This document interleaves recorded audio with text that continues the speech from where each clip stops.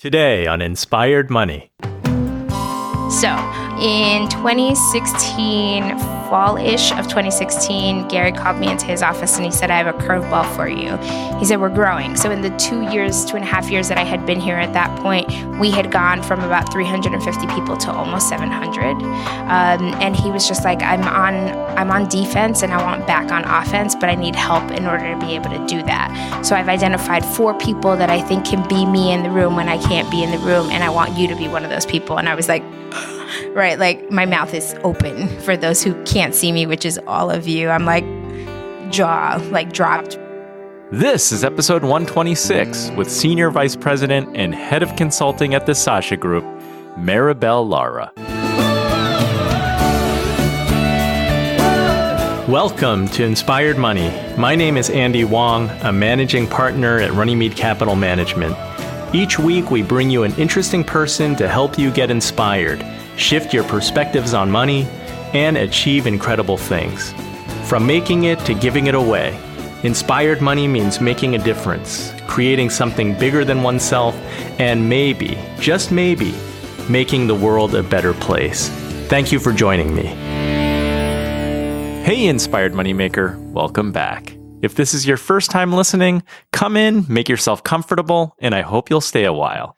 We've got a really interesting show today. We're talking with Maribel Lara, Senior Vice President and Head of Consulting at the Sasha Group, a VaynerX company.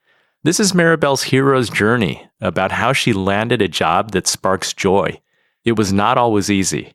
She had to go back to school to get her MBA. She had to go into debt. In Act 2 of today's episode, we find out how Maribel ends up at VaynerMedia, including working 2 years in the office of the CEO, reporting directly to Gary Vaynerchuk. And we get some insight into Vayner and her current position at the Sasha Group, where she is consulting to small and medium-sized businesses to unlock explosive growth through education, consulting, and marketing. Before we get started, I want to thank Maribel for hosting this interview at VaynerX headquarters at Hudson Yards in New York City. Because of a client meeting that we had that morning in the neighborhood, I brought my brother Chris with me. If seeing the energy and buzz at the Vayner offices wasn't cool enough, upon arriving, Maribel greeted us and asked, "Would you like to see Gary's office?" Sure. I totally wanted to see Gary's office since I had seen it on YouTube and seen people interviewed there and all the Jets memorabilia and collectibles. To our surprise, Gary was in his office that day. Maribel kindly introduced us, we shook hands, and yes, we even got a selfie. If you want to see it, you can find it in the show notes. And as I was leaving, I doubled back and gave Gary an Inspired Money sticker, explaining that we're financial advisors with a podcast. "I like that," Gary said. As I was walking out, he was looking down at the sticker, he looked up, he gave me a nod and said, "Cool, I like it. Good marketing." And with that, we were off to a conference room to record this interview. In this episode, you'll learn why Maribel believes that life is too short to not enjoy your job, why you should never be ashamed about money, and that it's always better to ask for help. And we'll learn about the Sasha Group and its very innovative programs for helping small to medium-sized business. Now let's get inspired with Maribel Lara.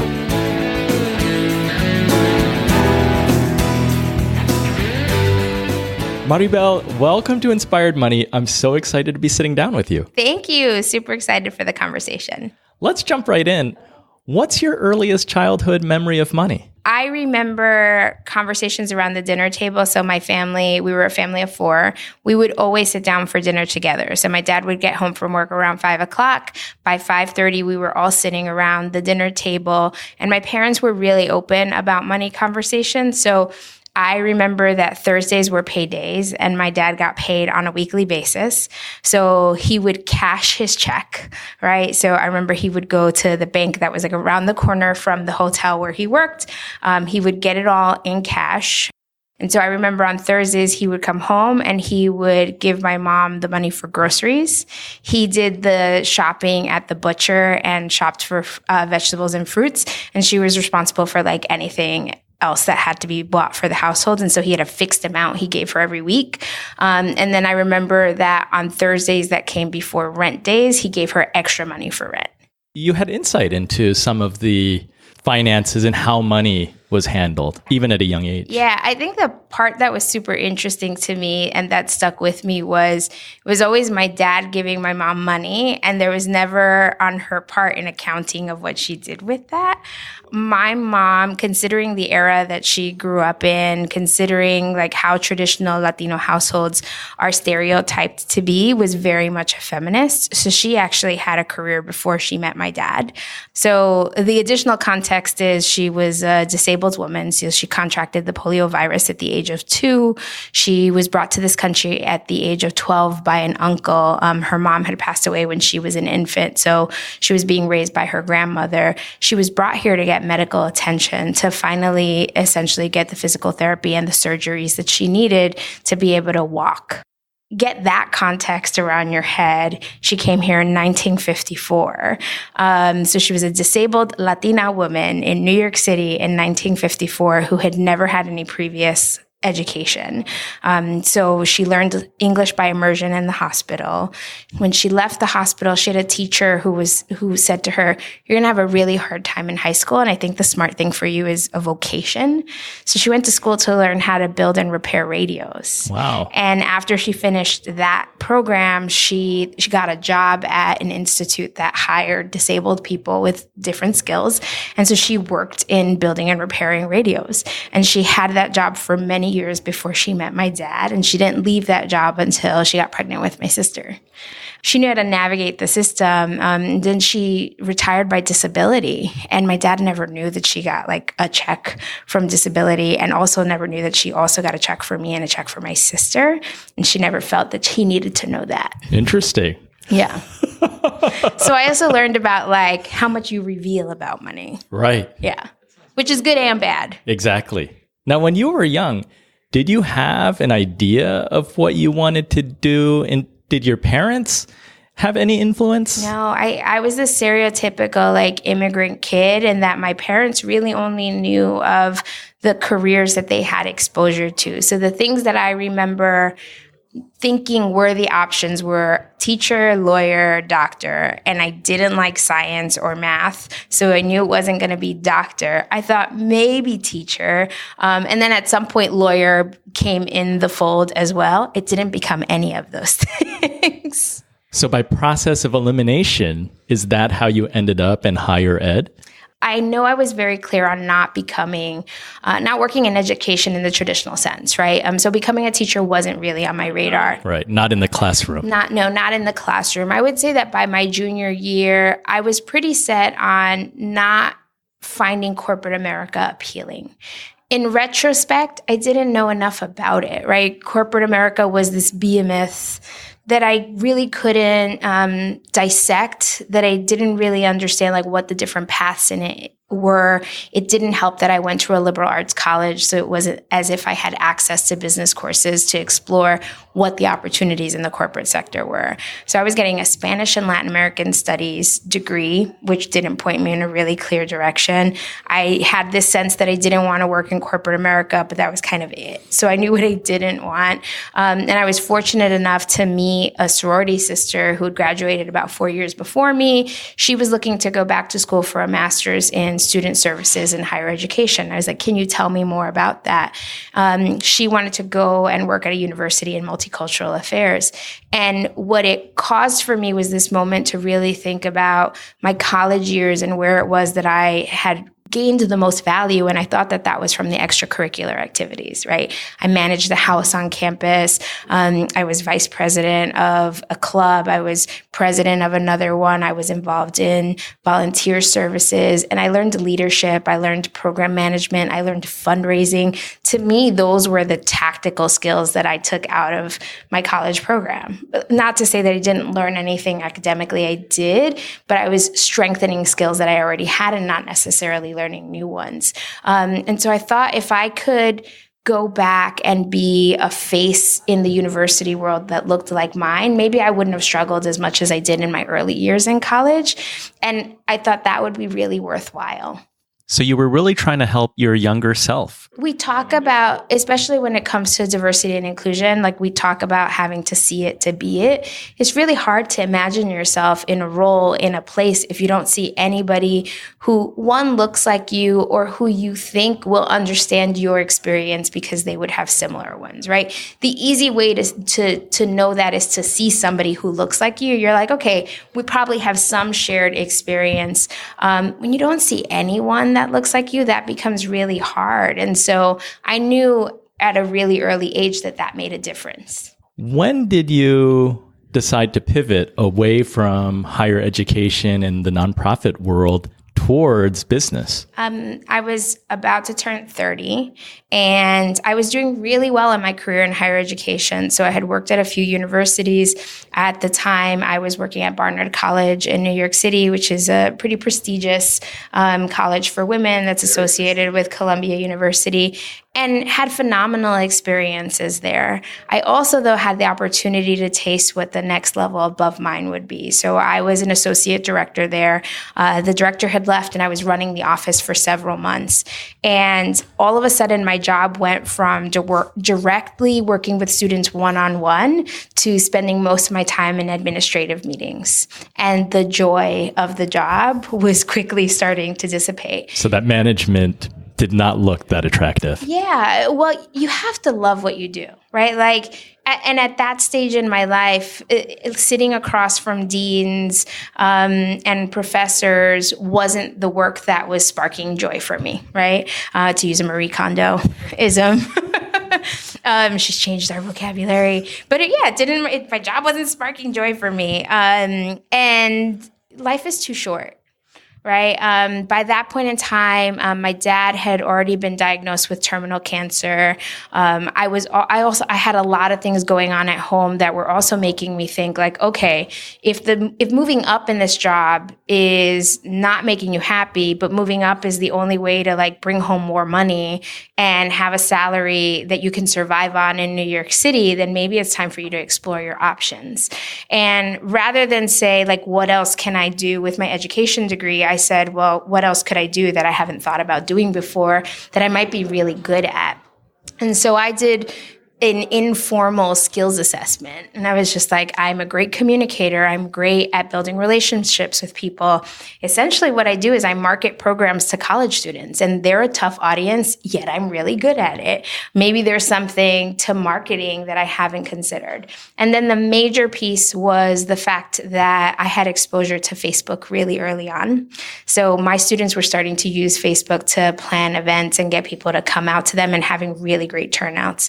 And now you're talking about a space, right? Colleges where for us over a century, the way to get somebody to go to an event has been a flyer or a table tent. And Facebook was completely changing that and completely changing the way that they were communicating with each other.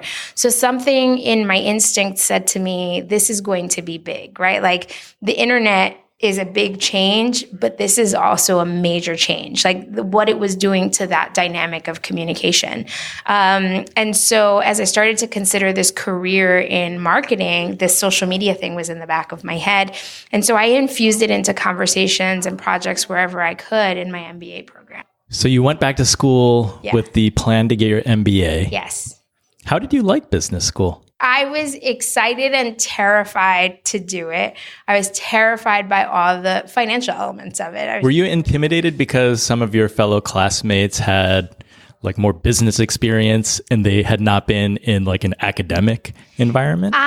Somewhat. I was mostly fearful of calculus had been my last like math experience. And I feel like calculus will take anyone who previously loved math and teach them to hate it.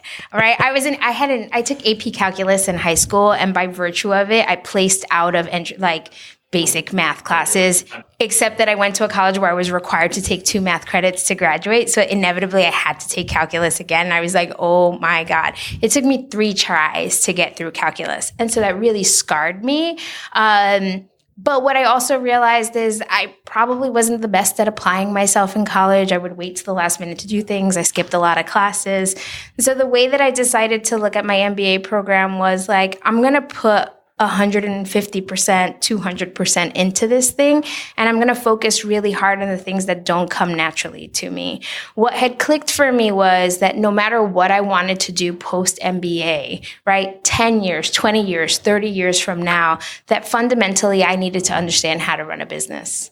Whether I wanted to be in the nonprofit sector or the corporate sector, the reason that most organizations fail is people don't know how to run a business. And so I wasn't trying to be better than the folks who had already been working in finance or the folks who were going into accounting. I was trying to be good enough for me, right? I went back for my MBA because I wanted to feel confident. It wasn't a requirement to work in marketing. It still isn't to this day. But boy, let me tell you, it feels really great to have it based on the fact that I'm now working in business consulting. You mentioned that your dad had been diagnosed with his terminal cancer, and I know that your mom had an illness around that time. Yep. Was that all going on while you were at graduate school? So my dad was already terminally ill. He had been given 3 to 6 months because he opted not to do chemotherapy. This was his third diagnosis with cancer. The cancer had metastasized in all 4 quadrants of his liver. It was starting to spread to other places. And he was like, I don't feel sick. And so chemotherapy makes me feel sick and I'm not going to do it. And we were like, all right, Dad, it's your life. It's your choice. Like, we support you all the way. He lived another 3 years. So I believe in the will to live because my dad was the example of that. My mom had gone through a bout with breast cancer before I started my graduate program. Actually, the first year of my graduate program, she had a super rare form of breast cancer that accounts for 1% of all cases. It's a type of tumor that grows really quickly and invasively, but doesn't respond to chemotherapy, and in a lot of cases doesn't respond to radiation. So she ended up having to have her breast removed. She went through radiation as a precautionary measure, was supposed to stay up to date with her checkups. A year later, the tumor grew back, and when we found it, it had grown on her lung and was putting pressure on her heart. And she passed away 3 days after that diagnosis. So we were not prepared for it at all. And it happened the second to last semester of my program. So all of a sudden, I went from trying to prepare myself for my dad being gone and taking care of myself and my mom to like, holy crap, my mom just passed away. My dad is going to pass away, right? Like, we've been really lucky to have him here as long as we've had. Time is going to run out. My sister lives in another state. It's just me, and how am I going to take care of myself? And you think that was part of your parents' story, really is this love story. Oh, yeah, absolutely. My mom, I think, saw this as her out. Right? She, at the end of the day, she didn't know what her life was going to be like without my dad. She had already retired by disability. My dad, when he was diagnosed terminal, had also retired by disability.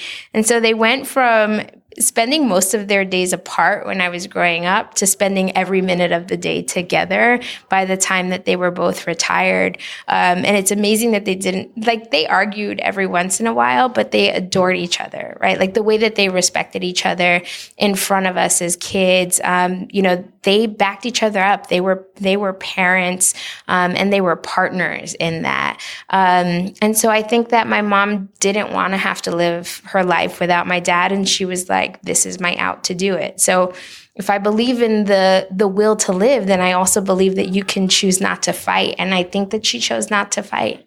It's beautifully heartbreaking. The comfort I have is that my parents always taught me, like, you live your life. At the end of the day, it's about you and your partner if you have a partner, right? Like, your kids will grow up. You have no guarantee if they will be close to you. You have no guarantee if they will take care of you. Like, it's about your partner. And so in a lot of ways, I felt that it was selfish to wish that that one or the other would have been with me as opposed to them being with each other.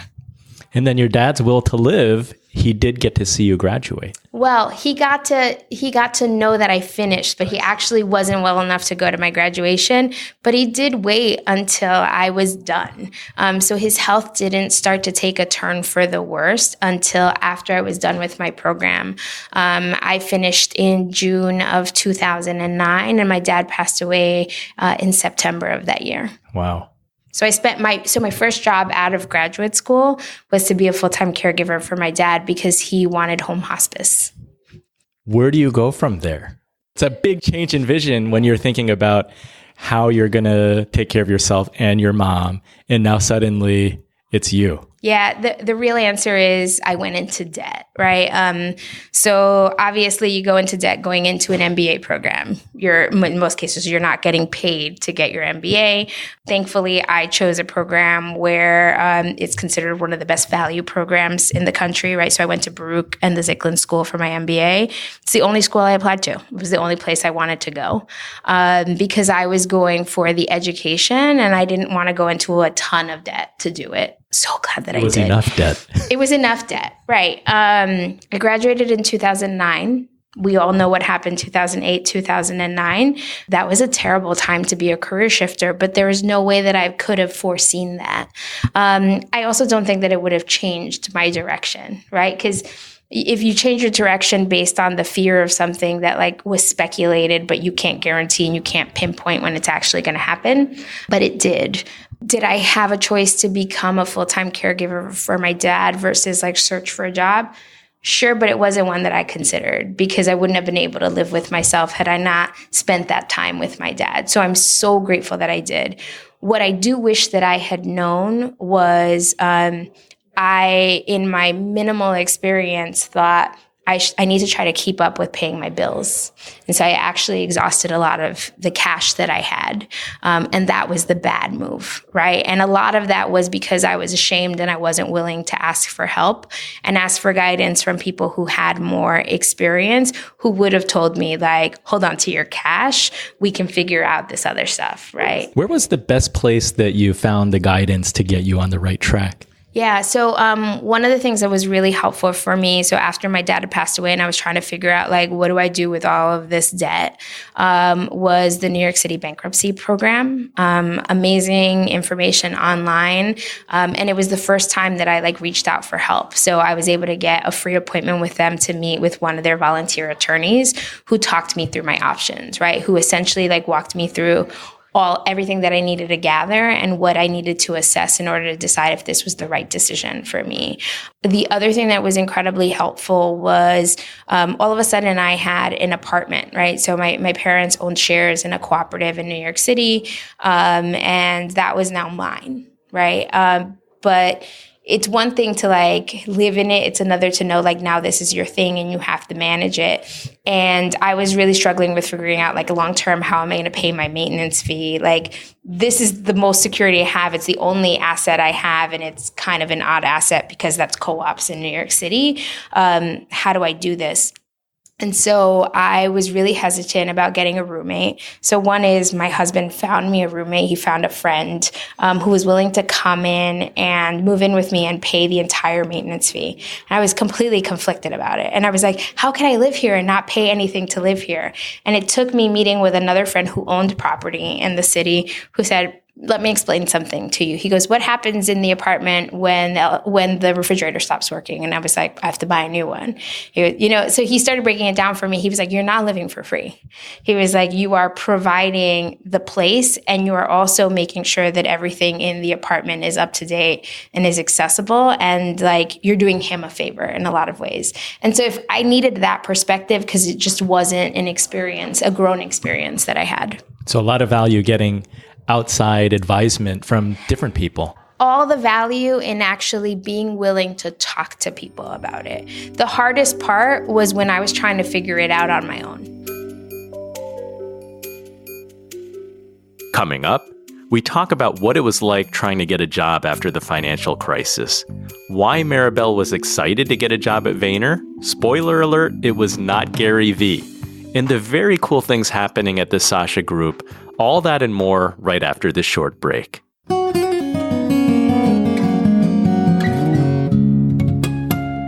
The show notes for this episode can be found at inspiredmoney.fm/126. If you're listening in your car or wherever you are, check the show notes if you want to learn more about Maribel and other things mentioned in this episode. It's time for the Runnymede Money Tip of the Week. Inspired by Gary Vaynerchuk this week, who is the master of content creation, I want to repurpose. I want to share with you a clip from Reuters TV where I made an appearance recently. And going forward, we can forever say Inspired Money as mentioned on Reuters TV. Check this out. Wall Street falling for a second straight day Monday amid rising tensions between the United States and Iran. They seem to be sort of whittling away at the losses at this hour. The market's near the flat line. So what to make to this bumpy start to this new year? Let's ask Andy Wong. He is a wealth manager as well as the host of a podcast called Inspired Money. Welcome back and Happy New Year, Andy. Thank you. So should investors be inspired to take your word by what they're seeing on the first few trading days of this year? Or what do you make of this sort of modest reaction to this, what happened is an airstrike in Iraq? Well, welcome 2020. It's bound to be interesting, right? In just a couple of days, it's not going to be boring. The targeted bombing that killed Soleimani, it's a very sensitive area already. It's a tumultuous area, and now that is escalating.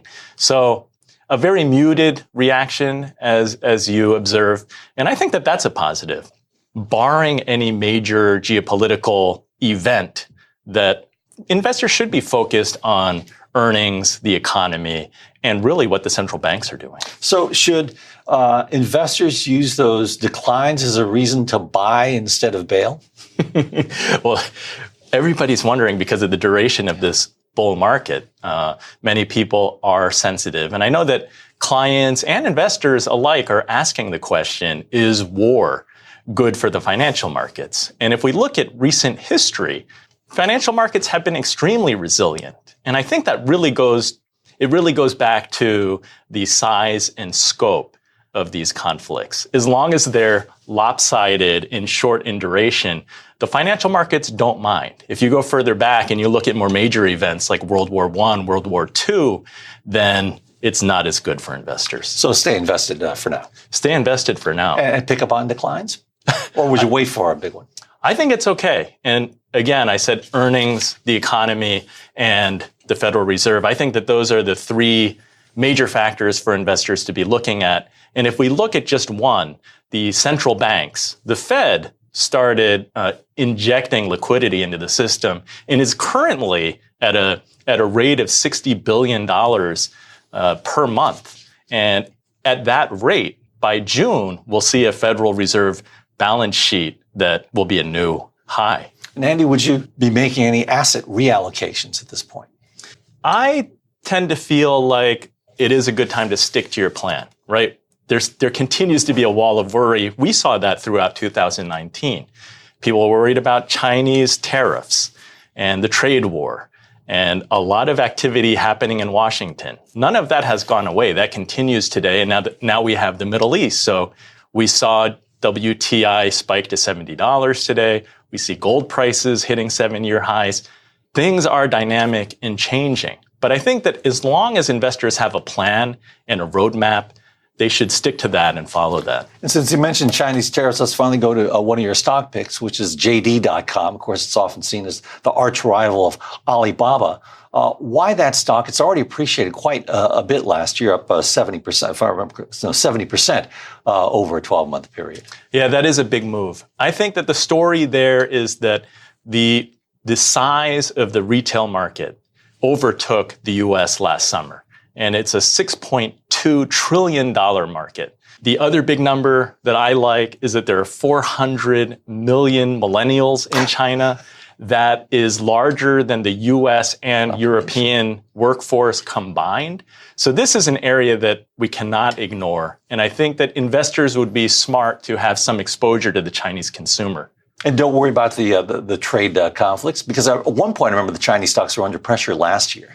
Last year, especially, mid-year in particular, yes, you always see like they say that the baby was thrown out with the bathwater. I think that the key here is that there's a big difference between the manufacturing sector, which is feeling the effects of the tariffs and trade war versus the consumer, because there you're having rising wages and citizens are spending more on electronics, food, consumer goods, entertainment.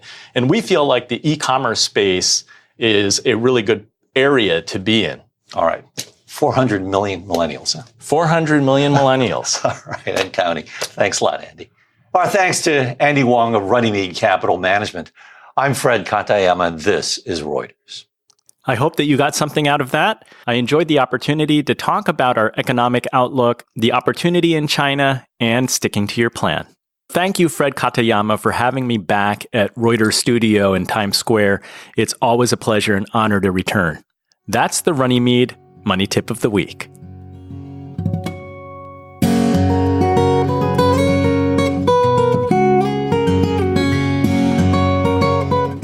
Inspired Money is brought to you by Runnymede Capital Management.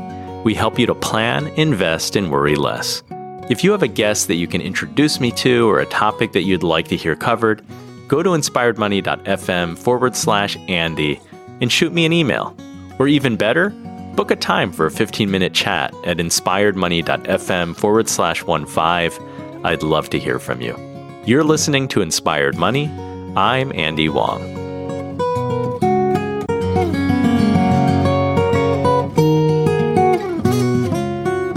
So you've got your degree, you're ready for a new career. How is it that you end up at Vayner? A little bit of a windy road. So I wanted to work in the agency world, but it was so hard to do.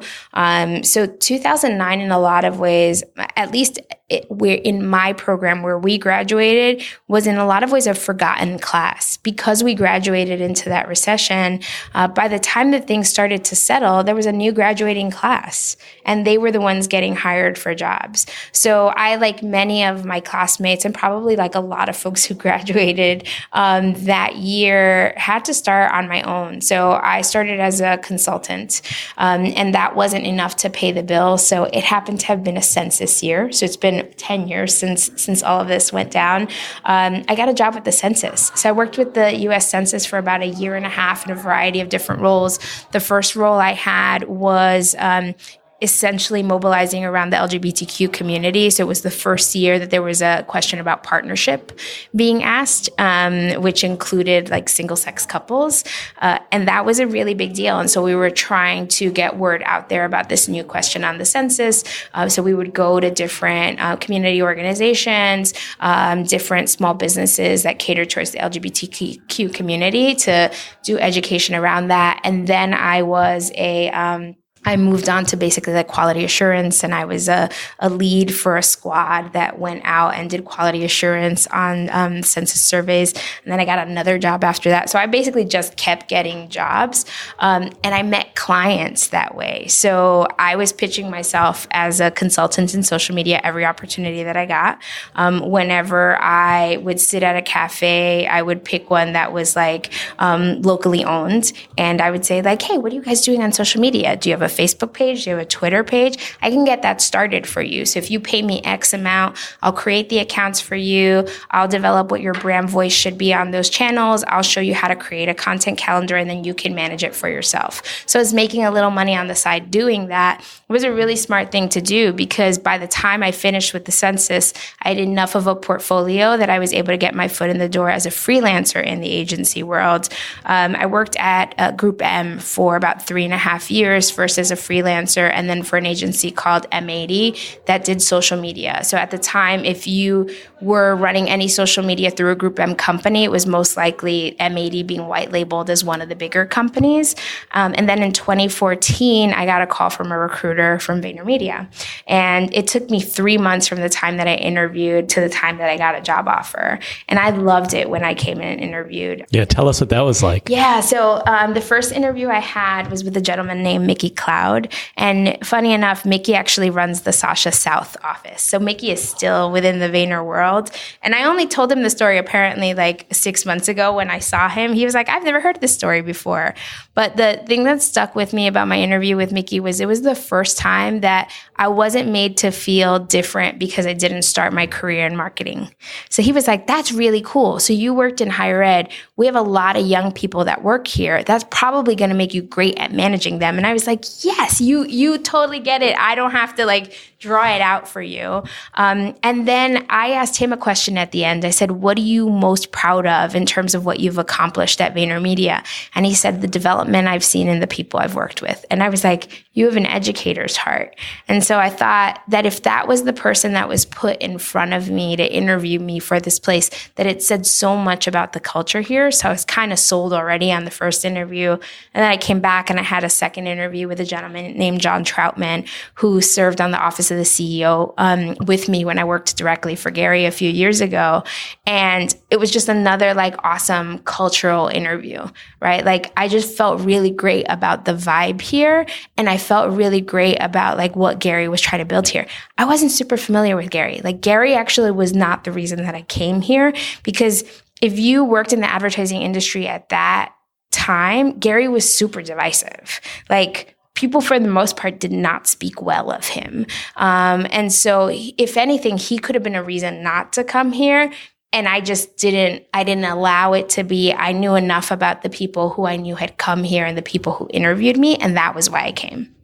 You had different roles. It sounds like you started in doing similar things to what you were doing with social media and aligning businesses, and eventually worked yourself up to special projects. Yeah. What does one do in the special projects like under Gary Vaynerchuk? What does that mean?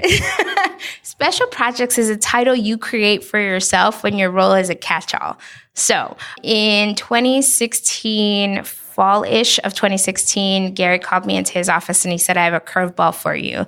He said, we're growing. So in the 2.5 years that I had been here at that point, we had gone from about 350 people to almost 700. And he was just like, I'm on defense and I want back on offense, but I need help in order to be able to do that. So I've identified 4 people that I think can be me in the room when I can't be in the room. And I want you to be one of those people. And I was like, right, like my mouth is open for those who can't see me, which is all of you. I'm like, jaw like dropped. I was like, so Gary is part Latina female, which is great, right? What was really amazing about it was he saw something in me, right? The 3 gentlemen who were on the office of the CEO with me had all been at Vayner longer than I had and worked directly for Gary in different capacities. I'd never worked directly for him.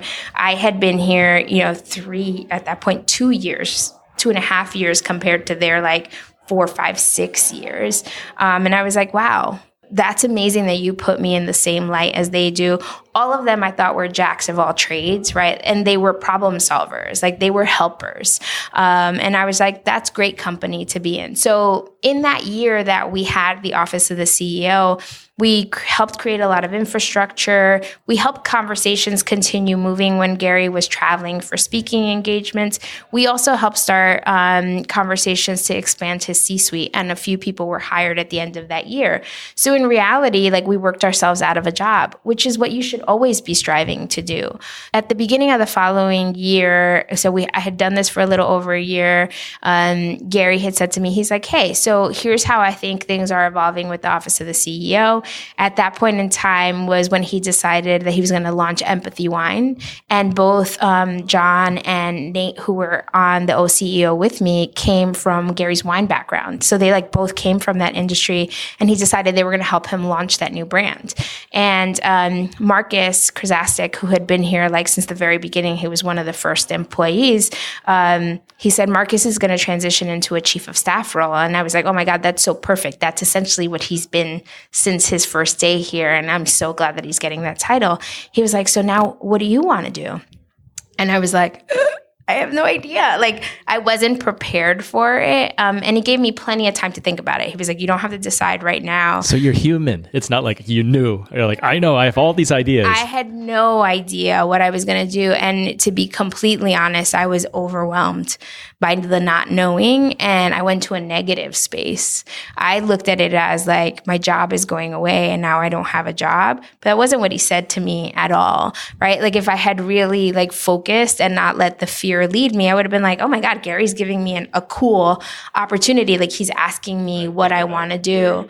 So when it took me some time, like I was probably fearful for about 2 weeks, and then I snapped out of it and I was like, what the hell am I doing? Like, this is the most amazing opportunity. So what I did was think through, what does Gary need? What would bring value, and what would I enjoy doing? It had to be something at the intersection of all of those things. It couldn't just be like, I want to do this, and so pay me to do that. It really had to be about what was needed and what would bring value. So what I said to Gary was, look, I worked in this OCEO capacity for a little over a year. It took me about 6 months to figure out how to work with you. I would like at least one more year reporting directly into you, because there's still more for me to learn.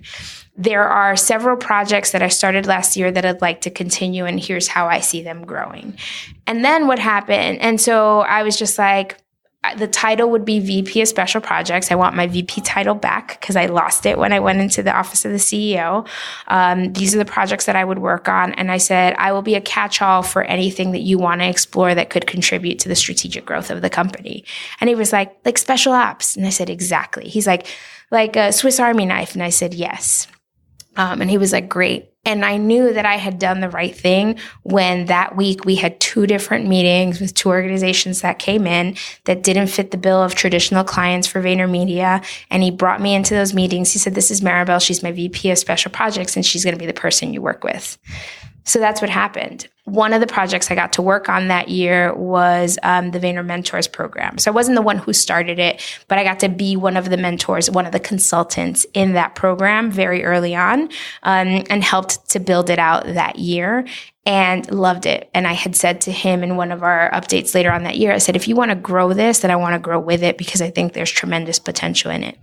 Fast forward, fall of that year, James Orsini, who was the a COO of VaynerX, was looking for what his next move in the VaynerX world would be. He had a conversation with Gary about starting a new company called the Sasha Group, where we would focus on small to mid-market businesses. And one of the offerings we would move over was this consulting offering called Vayner Mentors.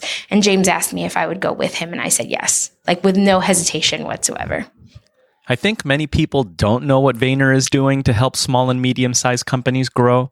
My understanding is that means companies with $1 million to $100 million in revenues. Yeah. Tell us more about what the Sasha Group is doing. Yes. And we service them under 3 different umbrellas. So we service small to mid-market businesses with digital education, business consulting, and marketing services. There's no expectation that clients work with us across all 3 of those areas. The general entry point is education, and our premier education offering is a program that we call the Digital Discovery and Deep Dive, or the 4Ds. That is essentially a one-day immersion into our approach to digital media. We supply you with all of the tools to do this for your own brand, whether that be a personal brand or a company. We have also taken that program and we'll take it in-house to a larger company. So figure you have a $100 million business, you want your team in that company, and so we'll curate it for you and we'll bring the program to you with our staff to execute it. So the one that we house at our headquarters, what that looks like is it's essentially a day that runs from like 8 a.m. to 7 p.m. It's a really long day. Is that a cohort of 12 people? It's a cohort of 12 people, which is fantastic because then everybody gets the opportunity to ask questions. You also build a sense of intimacy, right? Like you get to know each other's companies. Because it's so small, people feel more comfortable like learning from each other and like building off of each other's questions. So there's tremendous momentum that builds over the course of the day. And they actually meet the night before for dinner so that they're not coming into the room cold, not knowing anyone. But essentially, like our department heads lead different sessions for that. So think digital strategy, platform strategy, emerging platforms that folks might want to keep on their radars. How do you approach content? What does your voice look like? What does personal branding mean compared to like organizational branding? And then they also get 90 minutes with Gary, and he does a Q&A session that's specific to their businesses. And that's super rare because even Fortune 500 companies that are working with Vayner, usually Gary is not having the one-on-one interaction. We don't write Gary's time into very many contracts in our building. The few are his speaking engagements, and the only other exceptions is our Vayner Mentors program, which is our 3-year consulting offering. So speaking of that, so we'll transition to that. So Vayner Mentors is really geared toward companies. I think the starting point is generally speaking around 10 million in annual revenue. And for the most part, those clients are clients that have been in business for a while and are just stuck. So they've been at 10 million for like 5 years and can't get over the hurdle and want to grow. And so they're looking for somebody to help them get over that hurdle. Where the program is interesting and distinct from traditional consulting is we're committing to a relationship for 3 years. So we develop a growth plan for you at the onset. If you're a follower of Gary, you understand that he believes, regardless of your industry or the specifics of your business, that you need to become a media company to compete in today's economy, right? And so at the foundation of every growth plan we build for a client is how they become a media company in their industry for what they do. But then there are other elements to it, like organizational culture, because part of the reason that Gary has been successful with all the VaynerX companies is the culture, right? It's the fact that culture retains people, and retained people work better than folks who just started 3 days ago because they just know the system that much better. They get more efficient with time, and they do better work because they're happier. I'm super curious about the framework and the process because I understand and I embrace the idea that we all need to be our own media companies, but I also feel pretty strongly that there's only one Gary V. Oh, of course. Like we cannot go through a filter and come out the other side. Hey, look, I'm another Gary. Right. And you've seen this on large companies as well as medium and small. So what does that kind of look like? Yeah, absolutely agree with you. There's only one Gary. And so we're not going to get everyone to the Gary level. But the reality is tremendous success comes from just doing a fraction of what Gary does, right? Like he's 1 in a million. I mean, he's so charismatic. The guy is also incredibly intelligent, right? Like his ability to get to the heart of an issue, he does it faster than anyone I've ever seen. So yes, you're not trying to be him, but I think the idea is that there is so much noise out there, that the expectations that people have of the brands and the services that they purchase are different, right? They have so much choice, and they have access to information about what their choices were in such a way that hasn't previously existed.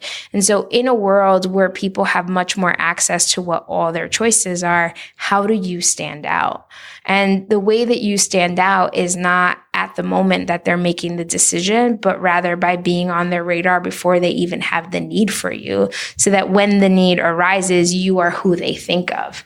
That can hold true for any business in any industry. And so that's what we're talking about is like gone are the days where, you know, the 1-800 number on the screen is what's going to get you the phone calls. Like that's not enough. People need to know something about you as a brand, and you also need to stand for something. Yeah, I was going to say, how much introspection is required so that you can identify what is the messaging, what are you trying to put out into the world, and how are you differentiated? Yeah, a ton, right? So the work that we do, generally speaking, on the mentors front, and even with like our one-time consulting offering with some of our clients who are coming in on the marketing services side, the first conversations that we're having with them are around their brands. Like, what is their brand positioning? What are their brand, like even going all the way up? Like, what is your mission as an organization? What are your values, right? Like, what's important to you, and are you truly living those? Like, what are the things that are genuine to you that you can talk about? And now okay, who's going to have an interest in that? So how do we build out who your audience is? Now that we know where your audience is, what channels are they on? What type of content do they consume on those channels? How much time do they spend there? And then that informs the type of content you create for that channel. So you start to see how like all of those foundational pieces need to be there, or when the actual communication doesn't work. Do you have clients coming in who at the time when they come in, it's really not that clear? Yeah. We have clients who come in and they think they have it all figured out. And then you start like poking holes at it, or just like asking questions. They're like, oh, we thought we had that figured out and we didn't. And that's, I think, one of the major learnings we had in this year one was that we thought we could come in and just work with clients and like jump into execution mode. And we realized really quickly clients were coming to us, they thought that had that all together and didn't. And so now we have a different battery of questions that we ask clients. So we ask them for, can you share with us like your vision, your mission, your values? Can you share with us what your brand book is? Like, what does your brand mean? How did you come up with all those things, so that we can assess whether or not the foundational pieces are there? If they are, fantastic, then we can start planning for what a campaign would look like. But if they're not, then in order to give you something that's truly going to move your business, we have to like square this away. You had mentioned to me, I think it's the 3-year consulting program. It has a very unique fee structure. Yes. So the Vayner Mentors program, as I mentioned, was created for companies that were stuck. So the idea is, let's say you're 10 years old, you've been stuck at 10 million for the last 5 years, you can't get over the hurdle.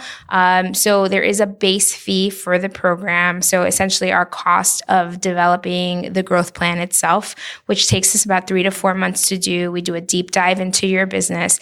It also includes Gary's involvement in the program. So we contractually obligate Gary to be part of our work with the mentors clients. So he's part of the 4-hour kickoff that we do. So he joins us for 1 hour of the 4-hour kickoff that we host at our headquarters.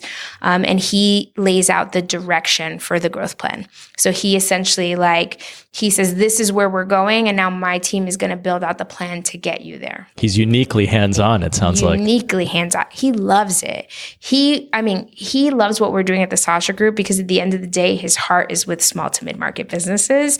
And so this has become like a huge fuel. Like he's super interested in what we're doing, very hands-on. So he's part of that kickoff meeting. We develop the growth plan. We then give the clients a 3-month period to start to implement. We bring them back to our offices for another meeting with Gary. So they get 30 minutes with Gary and then another hour and a half with our team. And we give them feedback on how they're executing so far. But the plan that we've built out is a 3-year plan. They're not going to see results immediately, right? Like you're not going to move a business in a year. So 3 years is what we are saying you need to be able to see the impact of this. And where the second part of the fee comes in, the part you're saying is super interesting, is that it's a growth share model. So you were stuck before you came to us. You're paying us for our work, and you're also paying for access to us and our network. Where we win is if you win. So essentially our clients establish a benchmark, a financial benchmark. They say, without Sasha's help, I would have grown 1% this year. If I grow more than 1%, then anything above that 1%, I will split with Sasha 50-50 for the next 3 years. Not a bad, when you think about it, right? Like you're only sharing with us if you grew your business and you hadn't grown your business in 5 years. So I think it's a pretty good proposition. Correct. And I think that it's better than the alternative where you might be paying a retainer to somebody, right, and it's very hard to measure, is it working or not? Are you wasting your money or not? Exactly. So for anyone who wants to see how this works, the client that has been in the program the longest, right? So the program will turn 2 in March of 2020. And the client that's been in it the longest is a client called Young Nails. They just had the most amazing Black Friday to Cyber Monday. It's big, and I can't wait till we have a case study that I can share. But all I can say right now is it's big. But so far, so good. So far, so good. Honestly, watch them and see all of the successes that they're having. And they have followed the recipe to the T. So Gary always says, essentially what we're giving you with the growth plan is a recipe. The way that it comes out is all about how you follow it, right? You change anything in a recipe and it could completely throw it off. And they have followed it to the T. We couldn't be more proud. So keep an eye on young nails. Yes. Maribel, I like to ask all the Inspired Money guests, how do you define success? Happiness. You understand why I think life is so short, and it's just not worth doing if it doesn't make you happy to do it. So if I'm happy at the end of the day, I could be dirt poor, but if I'm happy, that's all that matters. But even better, it sounds like you're doing quite well and enjoying waking up every morning to come to work. Very much so, and not taking it for granted.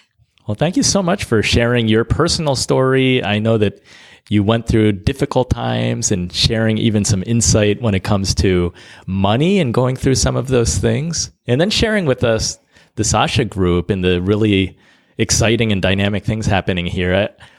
I'm impressed because I know that one of the goals is like explosive growth for small and medium-sized businesses. So having a big impact is fantastic. Yeah, we're excited, and we're really only at the start of it, right? We've done so much. It's only year one. We've added new things, like things we didn't anticipate. So if you haven't been watching, start watching now, because it's just going to be more exciting. Well, thank you so much. Can you tell the Inspired Money listener where to find out more and how to follow you? Sure. Go to thesashagroup.com. I am Latina_Sweetie on Instagram and Twitter, and pretty active on both of those platforms. But you can also follow me on LinkedIn for information about myself and everything Sasha and VaynerX. Thank you. Thanks for hosting us today. Thanks for having me.